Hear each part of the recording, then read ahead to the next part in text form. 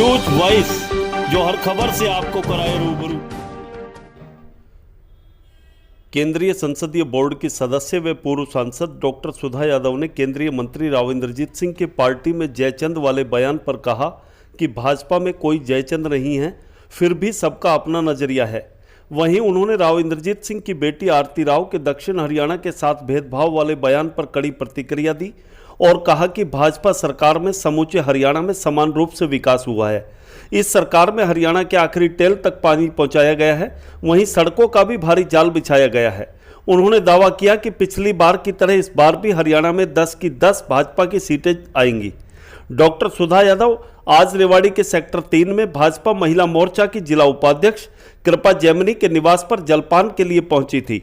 इस दौरान हरियाणा बाल कल्याण परिषद की उपाध्यक्ष पारिशा शर्मा, भाजपा के दादरी जिला प्रभारी कमल यादव, ओबीसी मोर्चा के प्रदेश कार्यकारिणी सदस्य सत्यदेव यादव, मजदूर प्रकोष्ठ के प्रदेश सह संयोजक यशवंत भारद्वाज, प्रदेश कार्यकारिणी सदस्य डॉक्टर कविता गुप्ता, महिला मोर्चा की जिला उपाध्यक्ष सुमन चौहान, भाजपा जिला सचिव चांदनी चांदना, दीपा भारद्वाज, पूर्व जिला पार्षद नीतू चौधरी व गीता अहरोदिया सहित काफी संख्या में पार्टी पदाधिकारी व कार्यकर्ता मौजूद रहे। सभी ने डॉक्टर सुधा यादव का फूल मालाओं से जोरदार स्वागत किया। पत्रकारों से बातचीत में सुधा यादव ने चुनाव लड़ने के सवाल पर कहा कि मोदी जी जहां से कहेंगे मैं वहीं से चुनाव लड़ लूंगी। किसान नेता राकेश टिकैत के आंदोलन ही आखिरी रास्ता वाले बयान पर प्रतिक्रिया देते हुए सुधा यादव ने कहा कि सरकार ने बातचीत के लिए किसानों को अनेक अवसर दिए हैं और किसी भी समस्या का हल भी बातचीत ही है। जहां तक राहुल गांधी के बयान का सवाल है तो विरोध करते हुए सीमाओं को लांघना ठीक नहीं है। वैसे भी घर की बात राहुल गांधी को घर में ही करनी चाहिए और बोलने से पहले उन्हें अध्ययन जरूर कर लेना चाहिए। वहीं पंजाब में खालिस्तानी मूवमेंट तेज होने के सवाल पर सुधा यादव बोली कि सीमावर्ती राज्यों में अराजकता का माहौल देश के लिए ठीक नहीं है, फिर भी माहौल को ठीक करने के लिए केंद्र सरकार ने एक सार्थक पहल की है।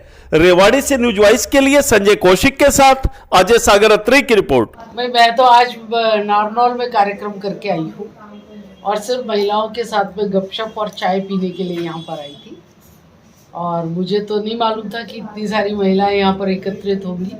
ये आपके घर पर मुझे चाय पीनी थी, उसके निमित्त मेरा यहाँ पर आना हुआ है। एक कल पन्ना प्रमुख की बैठक जिसमें आप मौजूद थी, तो क्या निकल के आया? लगातार बीजेपी चुनाव की तैयारी में लगी हुई है। देखिए, बीजेपी सतत चुनाव की तैयारी में लगी रहती है, काम करती रहती है। कल 2715 लोगों को कार्ड के साथ निमंत्रित किया था और किसी का भी कार्ड पहले किसी को नहीं दिया गया था, सबके कार्ड्स वहीं पर मिले थे, बार कोड के साथ में कार्ड थे। और हम भी ये देखना चाहते थे कि जहाँ पर हमने शक्ति केंद्र प्रमुख बनाए हैं वो वास्तविक रूप में पूरे तरीके से बने हैं या आए हैं या नहीं आए हैं। तो कल के कार्यक्रम में लगभग 90% की उपस्थिति वहाँ पर हुई और उस बार कोड के साथ में लोगों की एंट्री थी।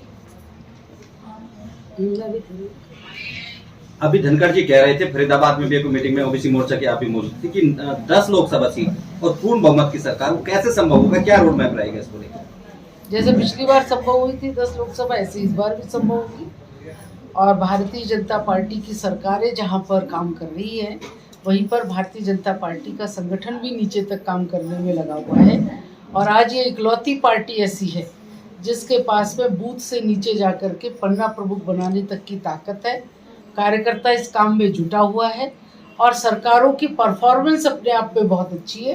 दोनों का संगम जो है वो सरकारों को रिपीट करेगा और पूर्ण बहुमत के साथ में रिपीट करेगा। मानदेय सरपंच लाठीचार्ज के बाद निराश है।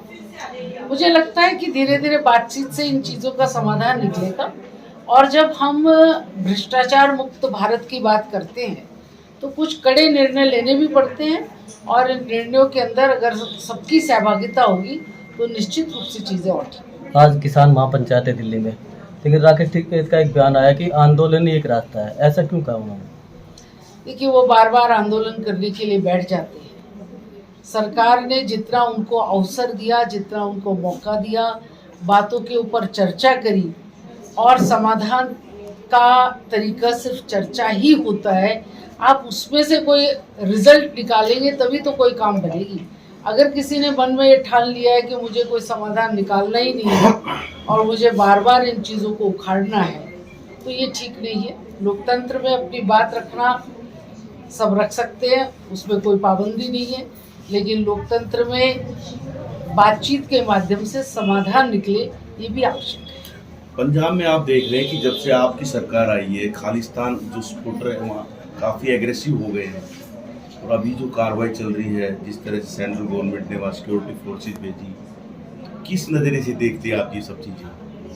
देखिए, ये अराजकता का माहौल देश के लिए खराब है, और बॉर्डरिंग स्टेट के अंदर अगर अराजकता फैलती है तो ये सबके लिए नुकसानदायक है।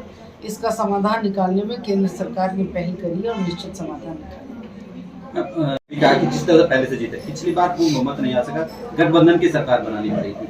अब कैसे संभव हो पाएगा, क्योंकि तमाम तरह की गुटबाजी भाजपा में भी देखने को मिलती है, दक्षिण हरियाणा में खासकर। देखिए, भारतीय जनता पार्टी में मत भिन्नताएं कितनी भी हो, लेकिन चुनावों में मन भिन्नताएं कम होती हैं, और एक प्लेटफॉर्म पर बिठाने का काम भारतीय जनता पार्टी के लोग करते हैं, और हम समाधान निकालने में भी कामयाब होते हैं। जब आपने पहला चुनाव लड़ा था तो मना कर दिया था आपने, मैं चुनाव लड़ने के लिए तैयार, फिर मोदी जी के कहने पे आप चुनाव में आए थे, तो अब की बार कहां से, अभी भी मोदी की आप टीम में शामिल हैं, तो अब की बार कहां से उम्मीद करें? अभी उन्होंने मुझे कुछ कहा नहीं है, जिस दिन कहेंगे उस दिन आपको बता दूंगा।